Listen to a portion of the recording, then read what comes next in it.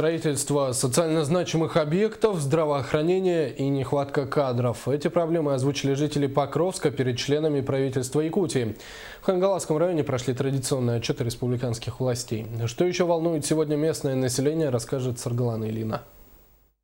Правительственная делегация в этом году разделилась на 4 рабочие группы. Кто-то посетил Южные Наслига, кто-то побывал в Заречье или в долине Эркяни.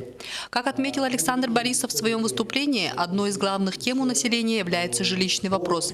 В Наслигах народ волнует вопросы по здравоохранению, инфраструктуре, кадровому обеспечению. Также хангаласы часто обращаются с просьбой о строительстве социально значимых объектов – бассейнов в городе Покровск, школ, детских садов в Наслигах. Я вполне довольна ответом, компетентный, конкретный, конструктивный. И я надеюсь, что в 2017 году мы действительно свой выпускной вечер проведем в новом здании нашей школы.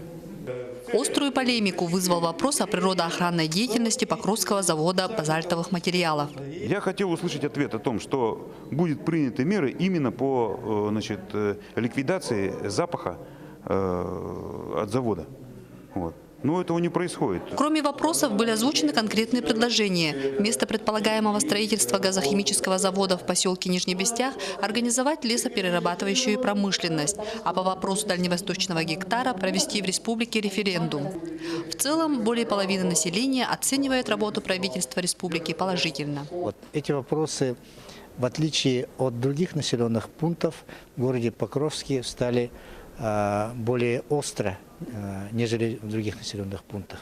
Вот. А по населенным пунктам, конечно, в сторону юга уже это вопросы и дороги, подключение к центральному отоплению. Встал вопрос о проведении оптоволоконной линии не только в поселке Махсагалох и в городе Покровске, но и в Наслигах. Жители Покровска поинтересовались у представителей Министерства культуры о том, как поддерживает республика их знаменитую землячку Юлию Попову и многое другое. Саргалана Илина, Виолетта Засимова, Александр Ярков, НВК Саха, Хангаласский улус.